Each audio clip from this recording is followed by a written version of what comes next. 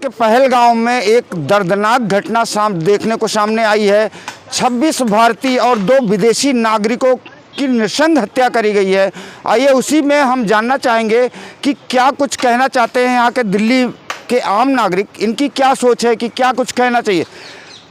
Sir एक चीज़ बताइए, जिस तरह से आज वहाँ पे कल इतनी नृशंस हत्या हुई है, 28 लोग मारे जा चुके हैं, क्या कुछ कहना चाहेंगे। जिस तरह से मोदी और अमित शाह जैसे लोग आज भी बैठक कर रहे हैं जम्मू एंड कश्मीर में, क्या कुछ कहना चाहेंगे। ये बैठक कर रहे हैं, क्या इनको मालूम नहीं था?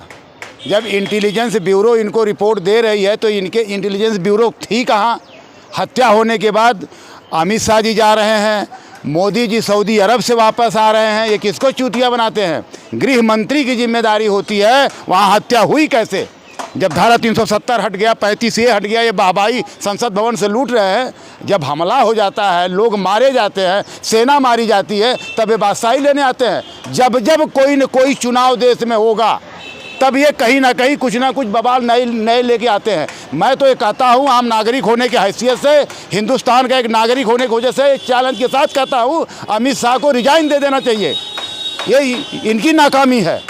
तो उन पर्यटकों को क्या कहना चाहेंगे जो बेचारे हमारे भारतीय 26 लोग शहीद हुए हैं। देखिए, पहले कुछ लोग जम्मू कश्मीर में टूरिस्ट के नाम से बहुत कम जाया करते थे। जब से ये संसद में धारा 370 और ये फर्जी बातें करते हैं, वहाँ सब शांतपूर्वक है, सब बहुत अच्छे चल रहे हैं। इतने टूरिज्म को हो गया, इतने लोग गए, वो बेचारे नए जवान हैं, नई शादी हुई, वो भी खुशी मनाने पहुँच गए।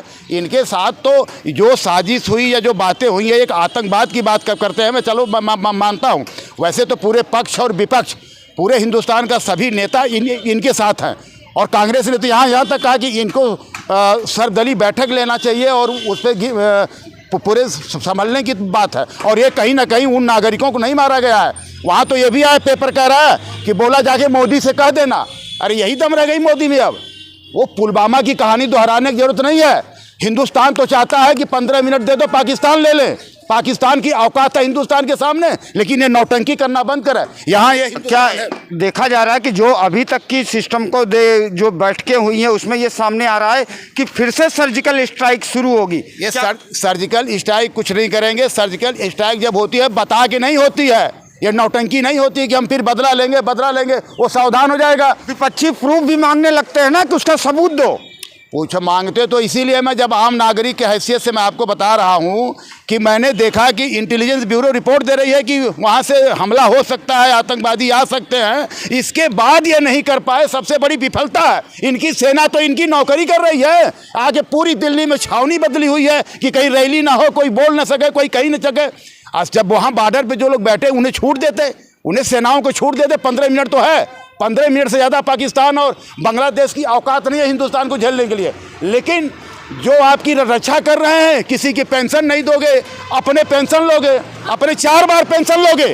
और जो सेना जो देश के लिए लड़ रही है उनमें भी वर्गीकृत। इन्होंने हिंदुस्तान को जातियों में तो बांटा ही था, इन्होंने सेनाओं में भी बांट दिया। कोई अर्ध सैनिक तो कोई ये सैनिक तो कोई वो सैनिक। क्या नौटंकी है, इनके नौटंकी की बात है सब।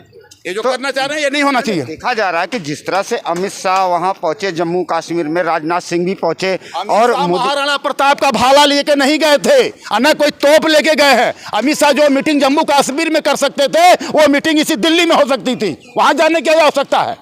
क्या करने की जरूरत है? वो क्या कहना चाह रहे हैं? पेपर दिखा रहा, टीवी दिखा रहा, देश के जितने गद्दार चैनल है, अमित शाह जी गुस्से में दिख रहे हैं। जम्मू कश्मीर के लिए रवाना है। मोदी जी सऊदी अरब से वापिस आ रहे हैं। आके करोगे क्या यही मीटिंग? क्या मीटिंग करोगे? अरे वहीं से बोलो ना, सेनाओं को छूट दे दे, सेनाओं को छूट दे दे, काम हो जाए भी। अब वो रोने से समझाने से नहीं कि हम बदला लेंगे। वो जिसका माई बाप मरता है, जिसका बेटा मरता है ना, वो बुढ़ापे में भी हमारे जैसे कहेगा कि हम भी बदला लेंगे। कुछ नहीं होता है, ये केवल फोकसबाजी है और इस फोकसबाजी से देश नहीं चल सकता। तो देखने वाली बात ये होगी कि 26 लोग भारतीय जो हमारे शहीद हुए हैं, 2 विदेशी नागरिक भी उसमें उनका इतिहास है, जिसमें से 28 लोगों की मौत कुल पुलवामा में हो चुकी है, जो आतंकवादी की भेंट चढ़ चुके हैं। अब देखने वाली बात ये होगी कि हमारी केंद्र सरकार या हमारे होम मिनिस्टर किस टाइप के कदम उठाते हैं, इस पे किस टाइप के फैसले लेते हैं, किस टाइप का इनका अगला कदम क्या होगा, ये देखने वाली बात होगी। मैं अपने सहयोगी कैमरामैन विक्रम के साथ अतुल श्रीवास्तव, दिल्ली खबर, दिल्ली।